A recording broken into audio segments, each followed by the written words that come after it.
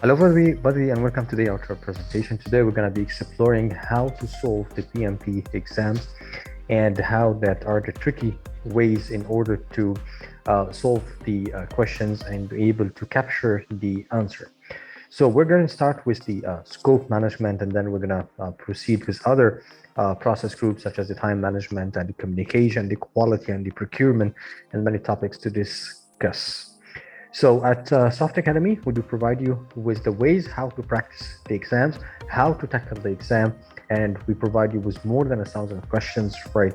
So that we'll be able to pass and to understand as well, more importantly, the project management and its terminologies being used that will help you into your careers pass as a project managers.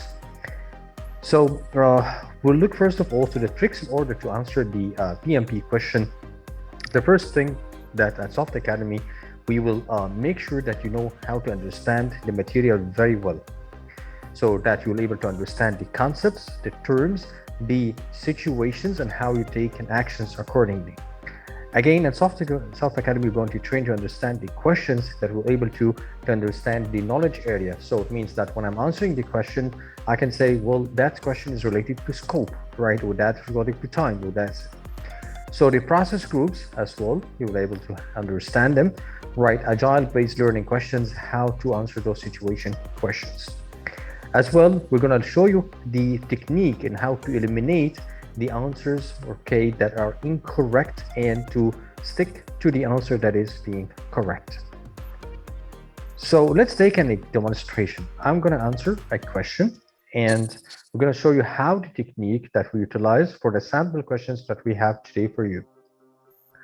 So the question says that various tools and techniques, right, determines the project requirement during the collection of requirements. So here we're talking about the second step of the scope processes, right?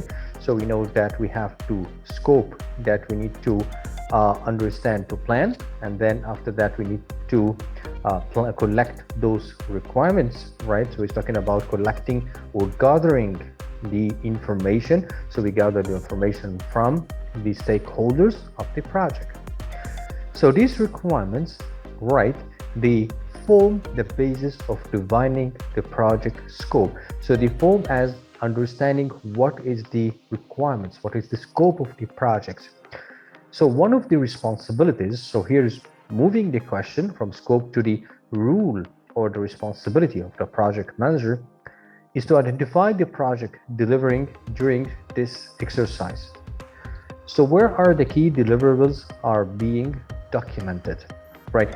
So we're talking about the collecting of requirements, and collective requirements should it be in the scope management plan? Okay, so the scope management plan, it is to, so let's define scope management plan.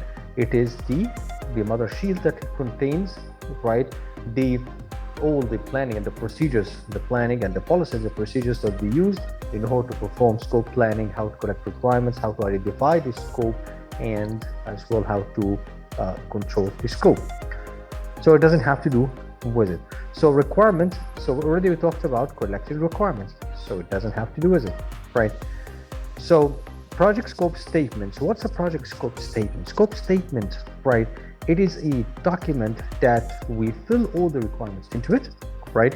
That we have the objectives, we have the deliverables, we have the assumptions, we have the constraints, we do have as well the dependency linkage and all that. So it makes obvious that it could be a scope statement. Accepted deliverables, we're not talking about an output, we're talking about collecting still, right? We're collecting the requirements. So when we eliminate, okay, the answers, so scope management is out of the game, right? Requirement management plan, we eliminate it, right? And we're saying that it could be a scope statement. So it is the scope statement, it's correct. And that's what helps you to in order to make future decisions. So we have eliminated the answers and we have understood the question, what does it talk about?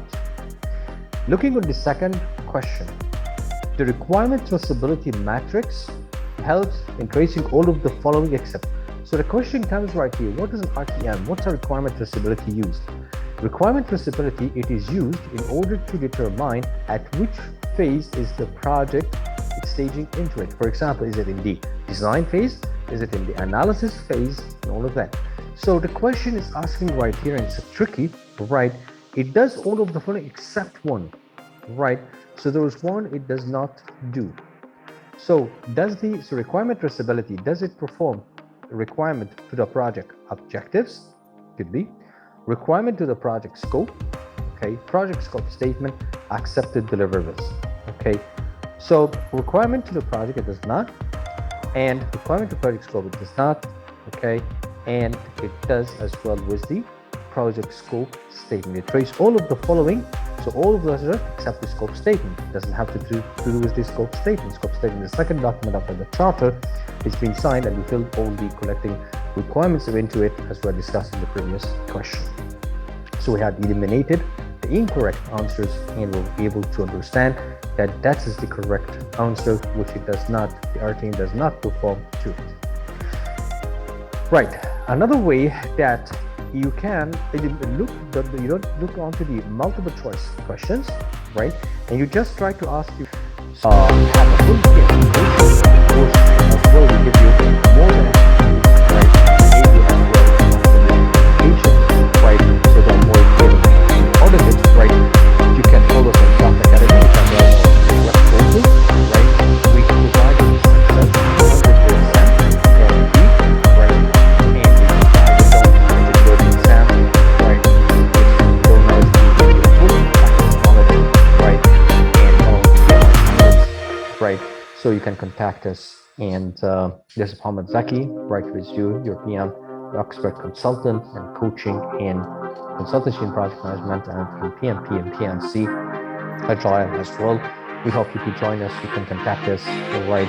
And waiting for you for either to pass the PMP exam with not only just content, but also you have the knowledge how to utilize it into work, right? We always prepare and preparation for your practitioner experience, Thank you very much for your time, gentlemen, and I hope to meet you soon. And for further discussion on the questions,